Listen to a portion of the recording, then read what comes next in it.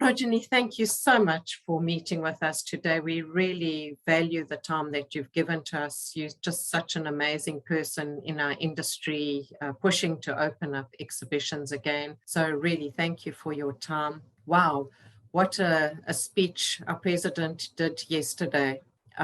He's pushing to mandatory vax everybody.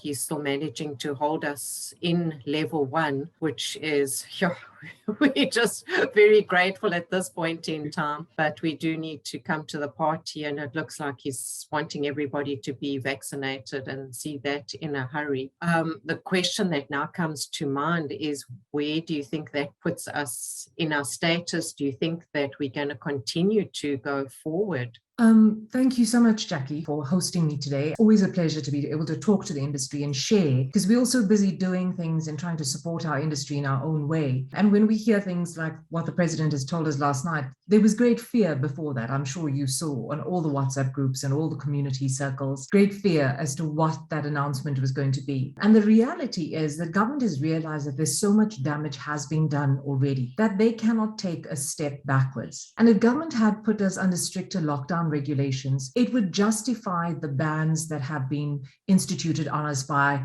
the countries internationally. So if we put our own bans on ourselves, it justifies what the internationals have done to us. And we know that that was a complete knee-jerk reaction. So what the president has done is shown faith in us as a country. He's shown faith in our scientists and in our vaccination rollout, and creating that positive energy within our community.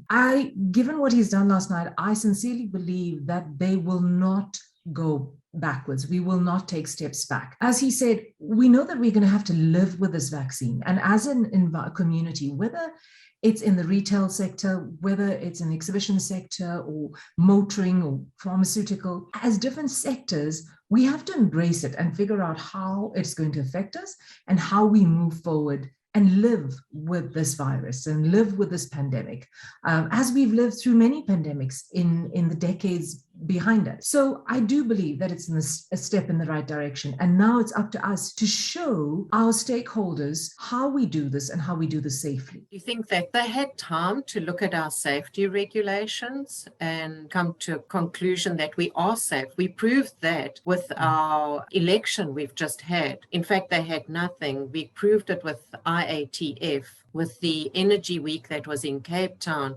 So we've done events that have been big events, and we've proved that. Has that safety manual done us justice? Well, right now, I think the challenges that we're facing as organizers is that there are safety protocols that are out there. There are safety protocols that have been submitted to government, and it's in the processes right now. We've seen lots of shows that have started to take place, particularly IATF. I think that has led the way in terms of a show with large numbers of exhibitors and visitors. And there had to be strict safety protocols that were followed. It could not be a super spreader because of government's big involvement in that particular exhibition.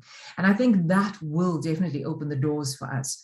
So right now, in our conversations with government, we're dealing with the Department of Sports, Arts and Culture as an association. We're also dealing with the Department of Tourism, and we're working very closely with them so that they can embrace the safety protocols that we put forward. They can be a regulatory body that can monitor it, because right now, as you may have noticed as well, that different provinces within South Africa have different requirements. So when we all put our JOC applications through to the Joint Operational Committee for approval on our exhibitions, each province gives you a different regulation that you need to abide by. So we need to standardize these regulations, and the only way we can do this is by educating government and the forces that those JOCs appeal to or work with, and that they abide by those rules. So we need one set of rules so that we don't need to keep changing the game. As organizers, Jacqui, we're such a safe environment, right? We create safe environments. We are prepared, always prepared with plan B, C, and D. So this is not new to us, right? Yeah, we really are an industry that is adaptable to any situation. So you're right. I love the D, going on to plan D. We're always prepared for something. And I think that just makes us such a versatile and safe industry, allows people to grow and to be confident that we can actually do safe events. Quite rightly.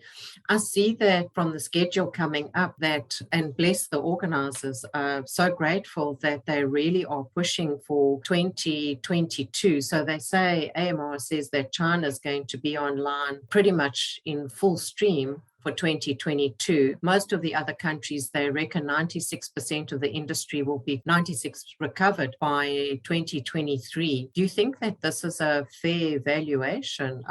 From my calendar I'm seeing in South Africa, I think we're in there with the rest of them, which is really encouraging. What is your feel on that? I think we're lucky in South Africa in many ways, because the rest of the world has been a little bit one step ahead. So yes, we got our vaccine 6 months later, but by then there's been so many safe studies, there's been so many trials, there's so much of data to talk about how these vaccines have worked and in different communities, in different categories of immune deficient people and all sorts of things, that the data that have come. So we have the benefit of the data, whether it comes to the vaccines, whether it's exhibitions that have happened before us, trials of new ways of doing things. We have those case studies to our benefit. So I do believe that we're on the right foot, because we have many countries that are leading the way, and many countries that are part of our exhibition community that are willing to share information with us so that we all can get back on our feet. And I think that's what's so promising about the exhibition industry in itself, that we're willing to share ideas across cities, countries, borders, and we're willing to lift each other up. And I think that is why, whether it's China or Europe or the UK or the US, all those exhibitions help each of us along the way. Whatever restrictions we have on us at that particular time, wherever this virus is at that particular time, I don't think we'll go back into severe lockdowns. But like I said earlier, I think we will work within the parameters that are set for us. But this opportunity that this pandemic has allowed us as an industry, particularly in South Africa, is to get onto a stronger footing with government. And that is to our benefit. When our president opened IATF, he himself was quite proud of our exhibition industry for being the shop window to the world. He was very supportive of the industry as well. So that in itself leads the way for us and opens new doors, I think, for our industry in South Africa. I think it was an amazing thing that South Africa did. I think it was between the elections and IATF, it definitely was the proof that they needed, that actually exhibitions are safe, because the new variant has come 2 weeks after that event. So I think fortunate for us, it didn't come close after the event. It came 2 and 3 weeks after the event, which really proves that actually we can do safe events. So I think they're promising for us and encouraging actually for us as well. It's amazing. I like that you say we can't go back and we've got to push forward. That really is encouraging. And as far as the skills coming, how do you feel? I mean, there's just been such a drain of skills. People have just reorganized their lives and taken on different careers to get through the pandemic. Do you think we'll see those skills coming back again? I don't blame the people that left the industry at the time. It was a case of survival. And of course, when you're in survival mode, you will do anything to ensure your survival, your personal safety, the safety and survival of your family. But I think if your heart has been in this industry, as they see the industry come back online, we might see an introduction of those old faces coming back again. And if you chat to people that have left, they've been in this industry for so long and their hearts and souls are in it and they have a great passion for it, right? It was very sad to lose those people. But I think as soon as they see the calendar back on track, in the new year itself, I think we will see a huge introduction of those skills coming back in. But at the same time, for those people that have left permanently, it also gives us the opportunity to upskill and bring about a new community, a younger community, and get them involved in our industry.